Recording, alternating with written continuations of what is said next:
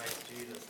And I'm just going to start reading off Galatians 5:16 to 21, I'm pretty sure. And then I'll start with how it was, what I did, and what I was about in those fruits. So, say then, walk in the Spirit, and you shall not fulfill the lust of the flesh. For the flesh lusts against the Spirit, and the Spirit against the flesh. And these are contrary to one another, so you do not do the things that you wish. But if you are led by the Spirit, you are not under the law. Now the works of the flesh are evil intent, which are adultery, fornication, uncleanness, lawlessness, adultery, sorcery, hatred, contentions, jealousy, outbursts of wrath, selfish abominations, oh my goodness, bear with me guys, dissensions, harshness, envy, murderous, darkness, rivalries, and the like, of which I tell you beforehand, just as I have told you in the time past, that those who practice such things will not inherit the kingdom of God. So, I grew up here in Tottenham, as some of you may know and some of you may not know, and I got into running around with the wrong crowds. And it kind of all started, I guess, when we started playing hockey. We were missing church on Sundays, and we started to, do hockey tournaments, and you start meeting people that aren't of God, and you start getting into the wrong crowds. And I always had a vision I always liked to be known as, just known, and wanted to be popular, and wanted to be the man, and I wanted people to know my name and know who I was, and so I started hanging around with some wrong people. One friend, his mom would bootleg liquor, and at the time, and sell 60-pounders of booze, and we'd be 11 years old, running up to her house around the corner and drinking at lunch and heading back to school. And then we started using LSD at the age of 11 and 12, and then we started smoking hash. And I remember the first time I ever got high, my mother caught me. Of all things, my mother caught me and picked me up off my feet. I remember, said, "Are you high? Are you high?" And I was like, no. And you think that would scare a kid from never using drugs again, but it didn't. It was just oh, I wonder if she'll catch me again, kind of let's see what happens, right? So, I started getting into the wrong crowds, and by the time I hit high school, I guess I went to a Christian school in the area, and I met one of the boys that was older through the Christian school and taking the bus with him. And I remember going into high school, and he was like, "Hey man, I got this hash. Do you want to sell it to all the younger guys that around?" And I was like, "Okay, and why not?" So me and my friends would sell it so we could get high, And then it ended up, I started selling dope just to survive, just to keep my addiction going. And then I remember, by the time I was in grade 10, I took my first hit of E, and it was just it was crazy. I remember my sister freaking out on me because I was on E, but she was at the party. She was drinking, she was doing whatever, but she was at the party, right? So I was like, well, if you're at the party, why can't I be at the party? You know what I mean? So it was just okay, well, I'm gonna do my thing.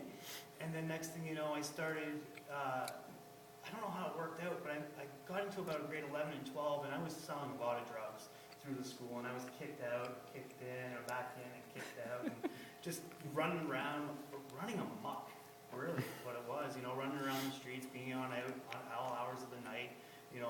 I'd come in, I'd leave on a Friday, and my parents wouldn't know where I was until I showed up on Sunday, or leave on Thursday, show back up on Tuesday, sleep, go back out and do it all over again.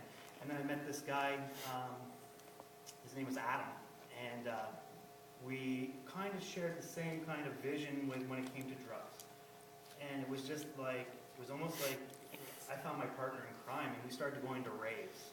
And we started selling at raves, and we were known as the guys from the country with the mushrooms and that.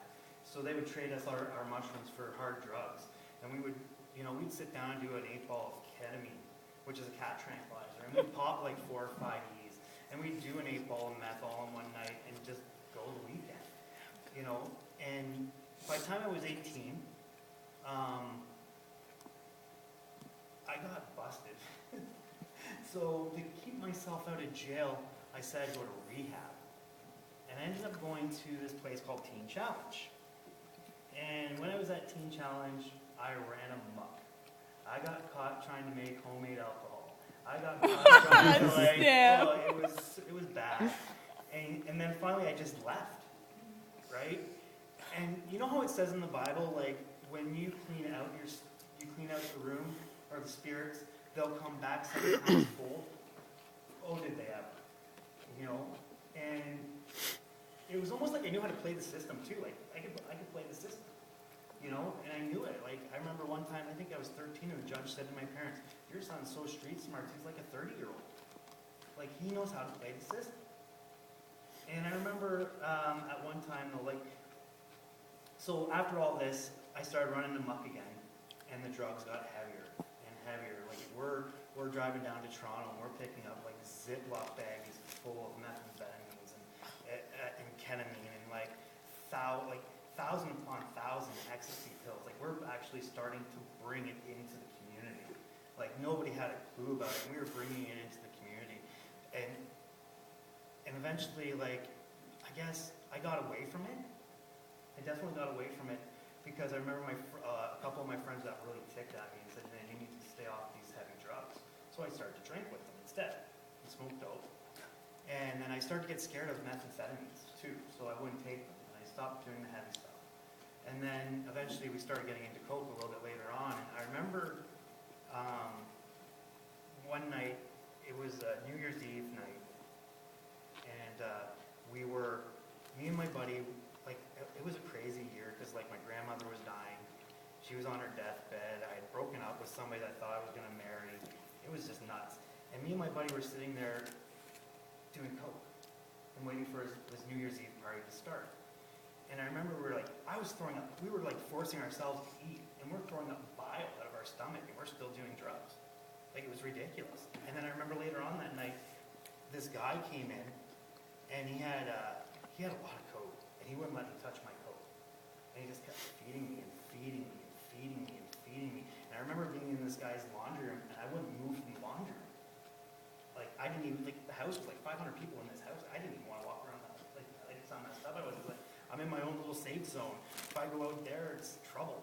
Mm-hmm. And eventually I left that room, and I walked up into the bathroom, and I said, "Fine, like you know what? I'm doing the rest of my drugs.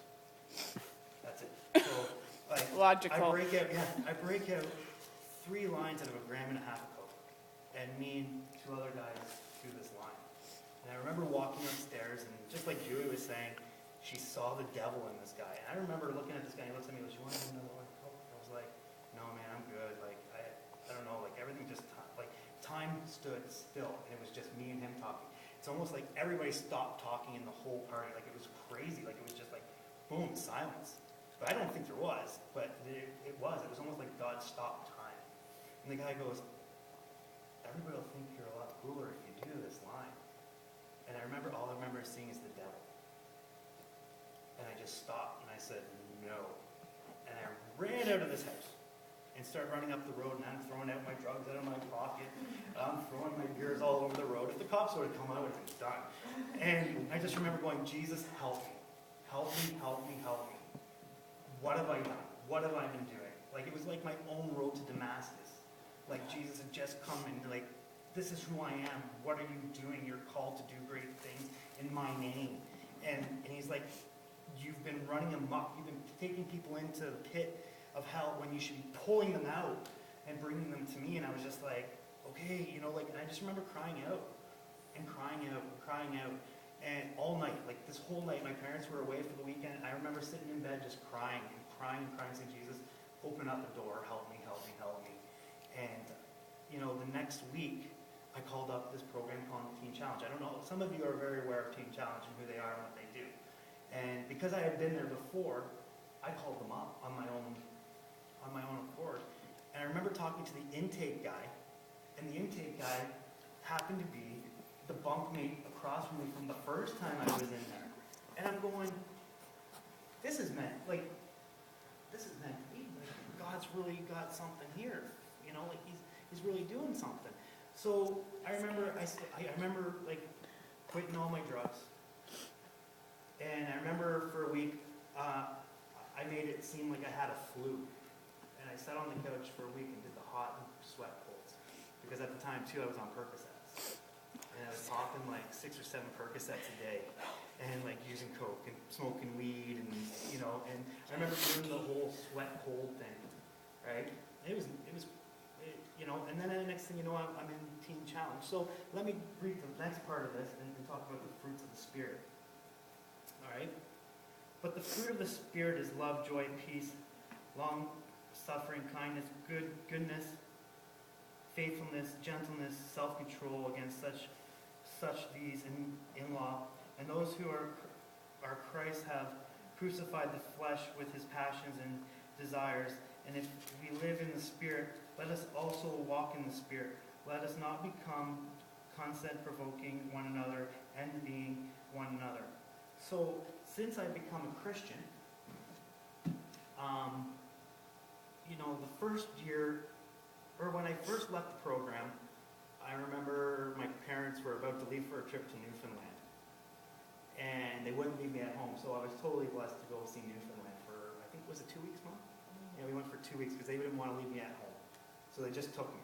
And I'll tell you, I'll never forget that trip because I really got to know my parents, where I never really knew my parents, right? And it went from there. And then I came back and I just got totally involved in the church. Like I just remember I was at the church like almost 7 days a week, or I was at a Bible study, and I was just totally engulfed with God, and I was reading my Bible. I was reading any literature I could get my hands on, anything. I think I read 100 different Christian books in a year. What? Yeah, like it was insane. Like